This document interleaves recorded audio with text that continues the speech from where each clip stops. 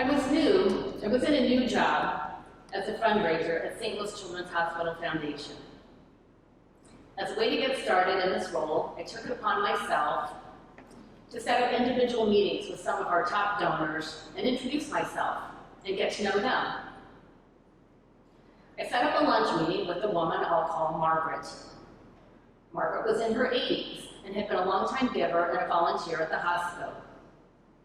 When she asked about my family, I told her a bit about our daughters, Lily and Cece. I told her about Lily's challenges with autism and her intellectual disability, and how grateful we were for the outstanding care at Children's Hospital. I didn't want to exploit Lily in any way, and I certainly wasn't looking for sympathy.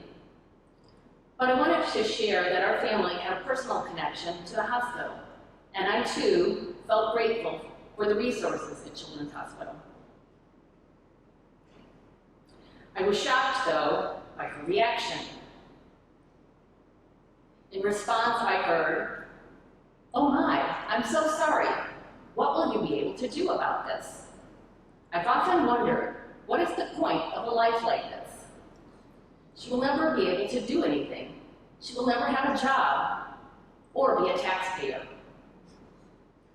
Her comments may have continued, but I really wasn't able to absorb or retain much more than that. In the 1950s, Margaret was locally renowned as one of the first women stockbrokers in St. Louis. She built her career and perhaps her self-worth on her hard-nosed tenacity, her financial acumen, and her business successes. And who could blame Margaret with her focus on productivity, accomplishments, and her hope that we all contribute to the economy? After all, American values center on self-sufficiency, individual achievement, hard work, and then the material rewards that hard work brings about.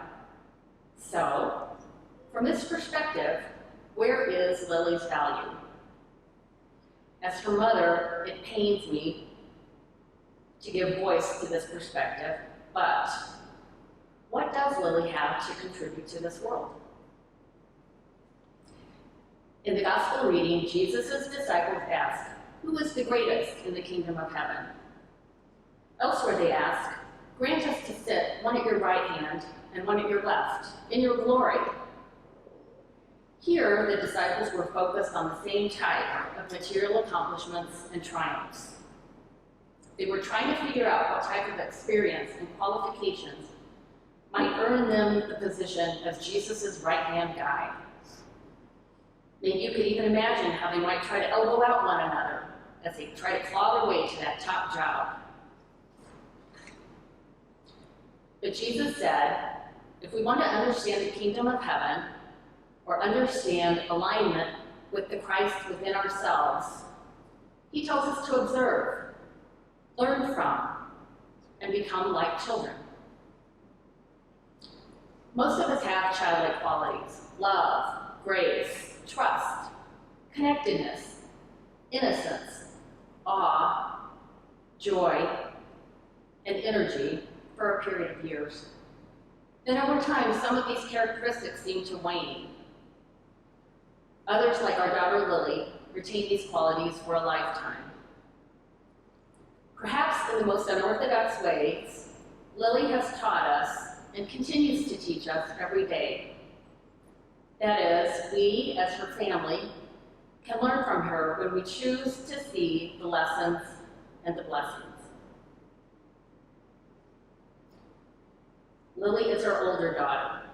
She was born in 2000. She was a beautiful baby, but colicky as an infant. She was born with low muscle tone, but nothing that seemed alarming at the time. However, Lily didn't meet any of her developmental milestones on time. By 6 months of age, Buck and I became concerned about her progress. A couple of months later, her pediatrician joined us in our concern. By her first birthday, she had a full schedule of OT, PT, and speech therapy. After her second birthday, she started to get some of her diagnostic labels: autism, intellectual disability, FOXG1 syndrome, sensory processing disorder, visual processing and motor planning difficulties, verbal apraxia, and behavior challenges. Rather than her limitations, I want you to know what Lily can be and what she can teach us about walking in God's kingdom. Without much expressive language, Lily will engage you through her word approximations, pointing and gesturing, but she does have a comparatively strong, receptive language understanding. She loves movement and music, and I mean really loud music, and I mean early in the morning. She wants to talk to everyone. In a group setting, she will target you first for a conversation if you have a baby or a toddler with you. Lily has a rote set of questions to ask you. After asking your name, she will inquire whether you have a dog or a cat. What's your cat's name? Your dog's name? She will ask about your home, whether you have a basement or an upstairs, a second floor. And of course, perhaps the most important, do you have a pool? You get a lot of bonus points for that one. I often think with questions like that, asking about the features of your home, that she might have made, things were a little different, she might have made an outstanding realtor. Now, no matter how mundane your answers, Lily will often respond indicating that it's the most exciting thing she's ever heard. You could tell her that your name is John Smith, and she'd likely turn and look at me with wide eyes and think, oh my God, I mean, she wouldn't say this, but the indication is, oh my gosh, that's the most beautiful name I've ever heard. That kind of excitement about certain things. Lily has a great memory. When she sees you again, she will likely remember much of what you told her before. Lily has her favorite topics and perseverations. She loves purses, bags, backpacks, suitcases, and the zippers on all of these items. She enjoys travel, hotels, elevators, and escalators. Lily has her routines. Most Sunday mornings, she and Buck go to the Hanley Road McDonald's for breakfast, where several staff members know her. From there, they continue on to Aunt Jill and Uncle Bruce's house for a quick visit before Jill and Bruce leave for church. Then Buck and Lily make their way to the Galleria. They try to get there by 11 a.m. when Macy's is open and nobody else is open. I want to say that that's their first stop, but it's often their only stop, the third floor of Macy's, where the luggage department is. Lily will zip suitcases there, 15, 20 minutes of zipping suitcases, while Buck waits patiently, and conveniently enough, he often will take a break on a sofa in the adjacent furniture department. I'm really glad we placed these two things together. The Macy's staff know Lily and Buck and are incredibly kind to her. It is a little uncanny for me, though, to walk through Macy's with Lily, where numerous people who do not know me will greet her with, "Hey Lily, how's it going? Didn't I just see you here yesterday?" Where are you? Got the tag on. It truly feels like Lily knows something of our connectedness and our oneness. She certainly knows the value of engaging with others. In asking your name and her litany of questions, Lily will force you to engage. She will persist with you. At first, people may be uncomfortable trying to talk with her. It's easy to be uncomfortable with people who are unlike ourselves. But that discomfort focuses on differences and on separateness. However, Lily will not allow you to believe in the illusion of any separateness. All of this isn't to say that parenting Lily, or even being with Lily, is easy or always enjoyable. As part of her behavior and communication challenges, Lily has had a problem with pulling other people's hair. And this can still be an occasional problem. One time when this was a significant issue, when Lily was about 5 or 6 old, we were at a playground at Tillis Park as a family.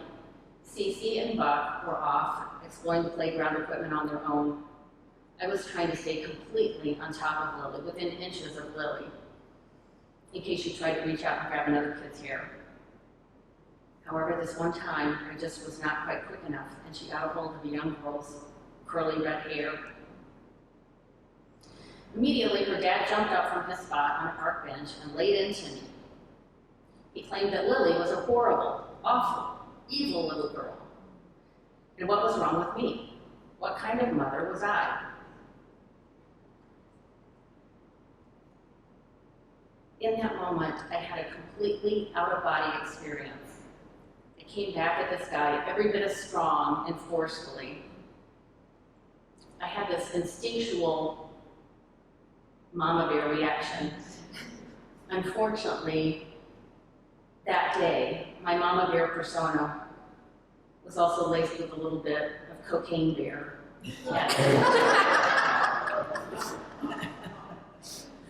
I really don't remember just what I said, except that I used some pretty colorful language.